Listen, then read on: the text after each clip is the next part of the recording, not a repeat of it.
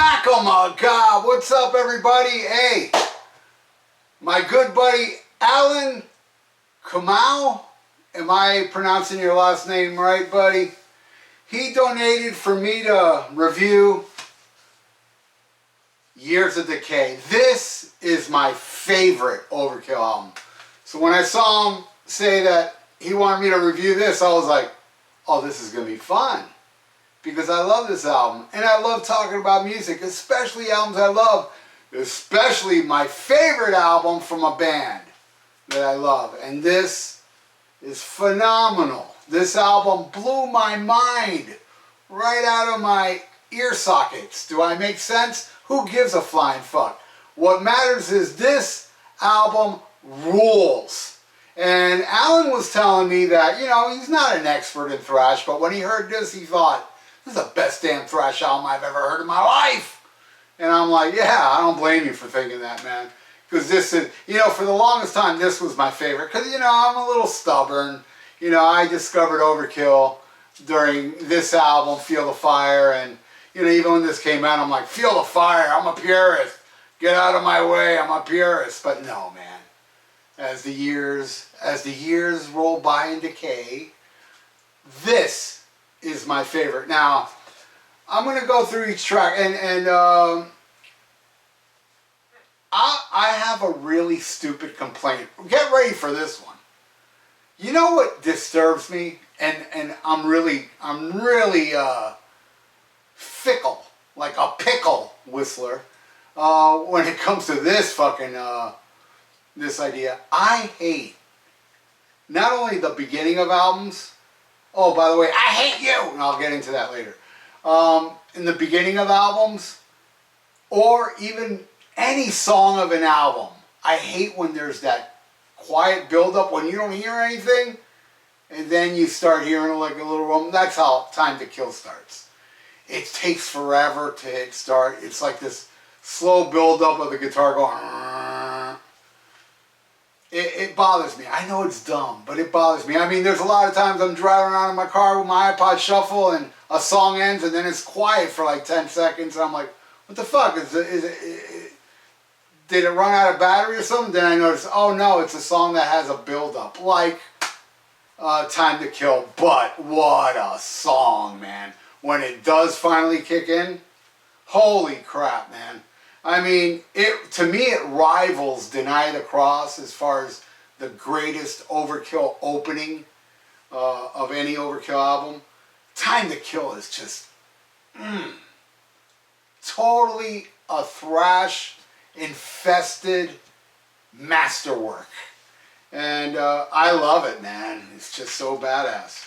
And the next track is Elimination, which was the video. I think, I could be wrong, but I think I saw the video before this album came out, and I'm pretty sure it inspired me to go buy it on the first day.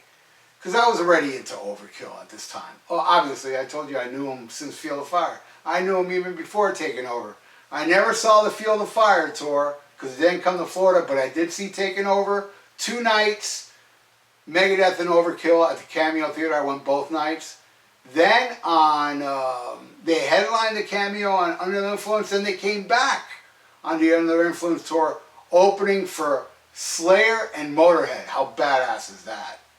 And then this tour I saw at the Button South with opening act Dark Angel on the Leave Scars tour. How badass is that? So I saw the video for Elimination, and it just blew my mind. I was like, damn, this is good. And then when I went and bought the album, I was like, shit, I love Elimination, don't get me wrong, but there's better tracks on here than Elimination, but I love it. Eliminate the right, eliminate the wrong, eliminate the weak, eliminate the strong, eliminate.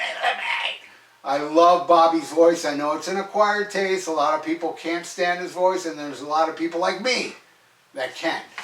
So, you know, I'm privileged when it comes to Bobby Blitz's vocals. And then we go into I Hate. Now, I Hate, when I first bought this album, it was my favorite track off it. It has since been replaced.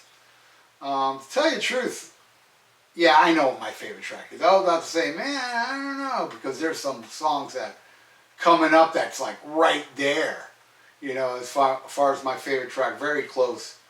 But I hate, you know, it's kind of like, you know, it's catchy. You know, it's a catchy little ditty. I hate people that make you feel small. I hate having my back against the wall. You know, I hate being talked down too. It's an angst tune, man. And it smokes, you know. Great tune. Then goes into Nothing to Die For. Man, another killer. It kind of sounds like a little soft guitar, and then when the band kicks in. By the way, I was about to say this is the first time with Sid on drums. No, it's the second one.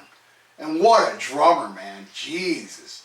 I mean, this whole band, D.ies amazing, and of course the Godfather, Bobby G. Gustafson, is godly. But Nothing to Die For. Pummeling track is just like this band, man.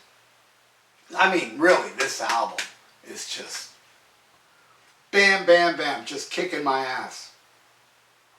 Nothing to Die For rules. Then the next track, 10 minutes of awesome. Playing with Spiders / Skull Crusher.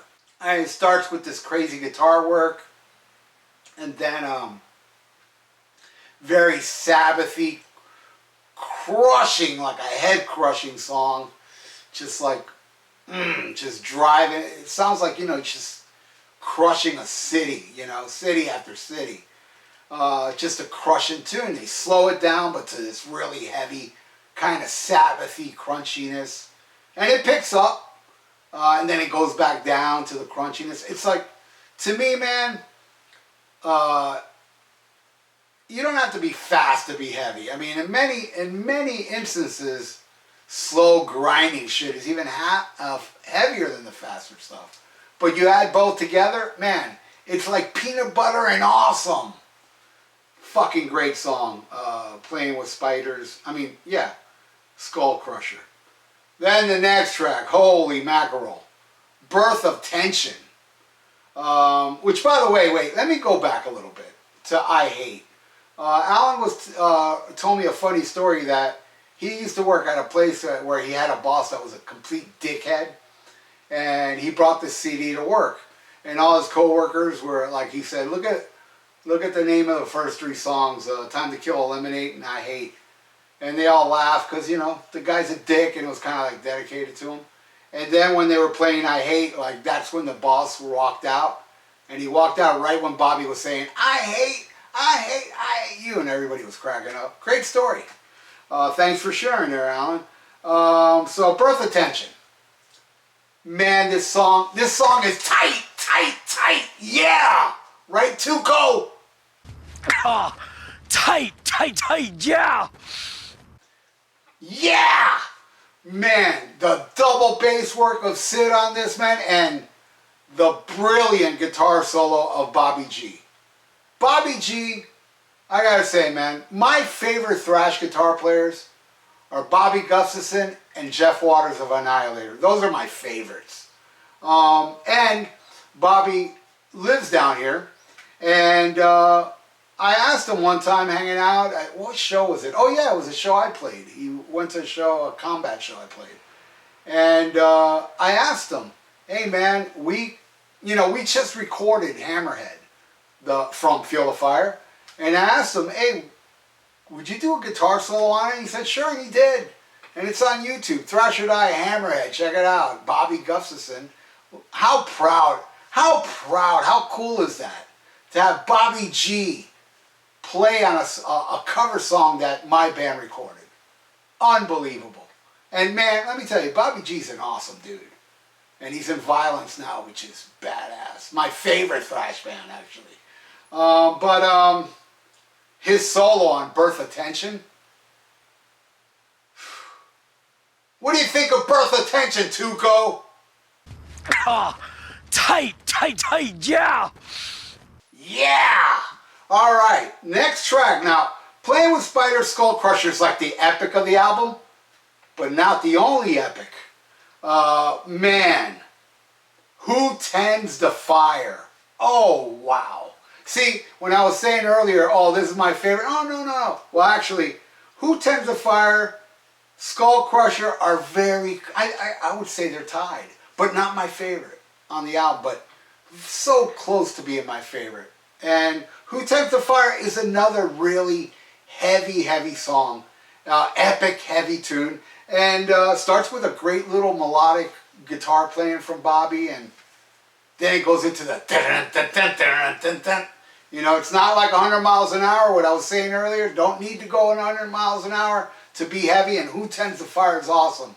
And one thing about this song that's very weird, how I have this really fucked up memory. I forget people's birthdays and all this shit, but yet I remember stuff like when I went to go see Testament, Nuclear Assault, and Sabotage, where Testament canceled, so it was only Nuclear Assault and Sabotage. And it was 89, the year this came out. And the DJ that night played Who Tends the Fire. I remembered that. You know, between bands, you know. And I was like, oh shit, he's playing Who Tends the Fire. That's awesome. And it was a new album at the time. So cool. And such a great tune, man. How long is that one? That one's like 8 minutes. No. Yeah, it's like 8 minutes long. But it's epic. I think it's as epic as Skull Crusher, but I would have to say I have a very difficult time picking which one I like more. Gun to my head, I'll say Skull Crusher, but the guy's going to be squeezing the trigger real tight, going, pick, 3, 2, 1, and I just say Skull Crusher so he doesn't kill me. But really, it's tied. All right, the next one, I got to say, man, The Year Decay, the final track, I didn't like for a while. I just thought, what the fuck? I mean, it's the first time Overkill did kind of like a ballad type tune, but you know, it gets heavy later, but it just wouldn't grab me for a while. I just thought, yeah, and I would skip it back then a lot. I would just go to the last track, but now I love it, man. One of my favorites on here too, you know, where it makes it, which it will be in a future All Killer No Filler episode, because there is absolutely no filler on this album. This album is just thrash perfection. And by Alan saying it is his favorite thrash album, makes sense to me. Not mine, but it makes sense to me. But it's definitely my favorite Overkill album. Year Decay, awesome. Now it ends with E.vil Never Dies. Now, this song kind of reminds me of Damage Inc., the Metallica song, because it starts kind of like with the volume knob thing. And E.vil Never Dies, it's really E.vil, N.ever, and D.ies, which is really E-N-D, which means end. Because if you listen closely to that beginning, what he's doing on the guitar, you kind of hear Overkill, the song Overkill from Feel the Fire, which taking over the second album had Overkill 2. The next album had Overkill 3, The Nightmare Continues, or was that taking over Nightmare Continues? Oh yeah, Nightmare Continues was 2, taking over.